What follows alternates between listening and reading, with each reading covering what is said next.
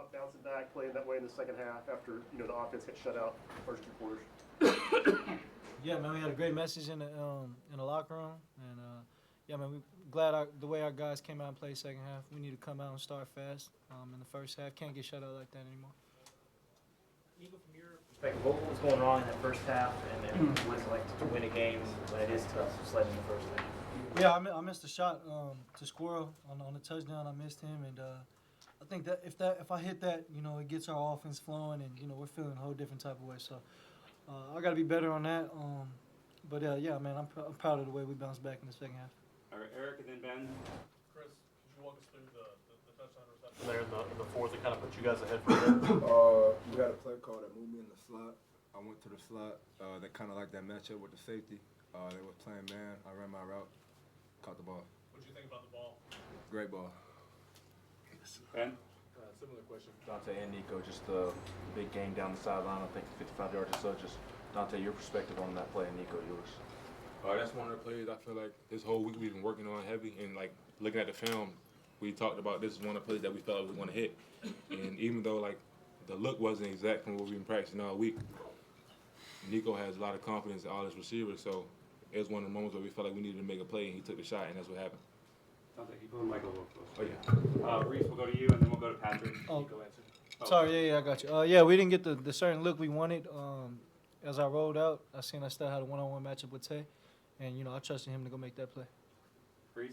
Chris, what gave you the confidence that you're going to grab that after a couple drops? And Nico, what gave you the confidence to throw it up there and have Chris catch it right here? My bad. Chris catch that. Next play mentality. Stuff happens in the game. You got to move on with it. Yeah, man. Shoot, I'm trusting my guys every time. It doesn't matter if they had a drop or not. I still got the most upfront confidence for our guys to go out there and get it done.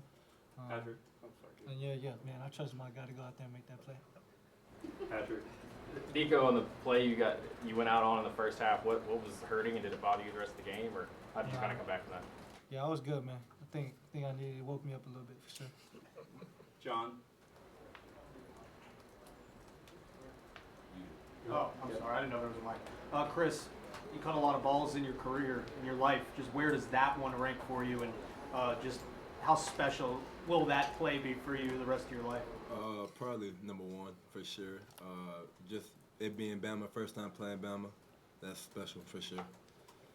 We'll go Adam, and then Brant, and then Chris.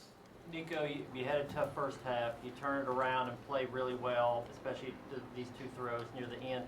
What are you telling yourself to turn that around? What are you thinking that turned that around? Next play mentality, like Chris says, Coach Hype that's something he's always preached. So, man, it's not going as we wanted in the first half, and we got to keep battling, keep going strong for our guys. And I'm glad, like I said, the way we came out in the second half. Brent. Nico, you had that 26-yard scramble play that on the touchdown in the start of the second half. Your legs were more of a factor tonight. Was that by design? Were you looking to run more, or what? And how big was it to get your legs involved? Sure, it was big, man. I was kind of just letting the game come to me. Wasn't trying to force, running the ball. But if I did get that look to where, I got pressure and I had to step up, I had to go make a play. So.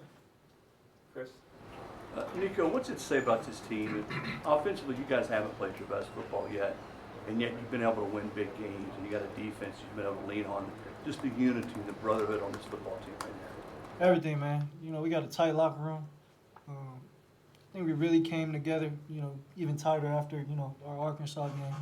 So I think our bond just, has been strong all throughout. We've been working since, January. So it's been a tight brotherhood since then. David. Nico, follow up on the running. I mean, you average about 5 yards a carry. Do you think runs, incorporating more quarterback runs the back half of the season, would you like that? Do you feel like you're getting more comfortable with those? Yeah, man, I love running the ball. Whatever Coach Hype calls, though, I'm going to run it, so for sure. Paige in the back. This could be either for any three of you, but starting with Nico, you're obviously still in full uniform, so were the celebrations in the locker room a good time? It was a great time. Yeah, I couldn't get to my locker and change my stuff off, but yeah, it was a great time in that locker room for sure. We'll go Eric and then Ben. For either one of you guys,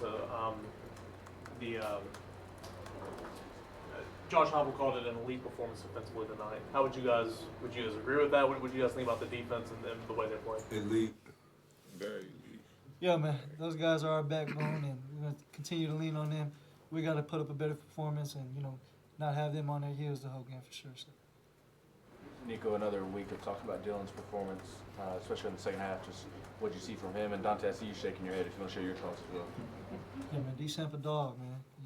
Continue to be a dog, and yeah, man. Whenever I hand the ball off, I feel like it's gonna go score. So it's good to have that confidence in a guy like that for sure. Oh, sorry, go ahead, Dante. I'll just say, I feel like D. Samp is one of the best running backs in the nation.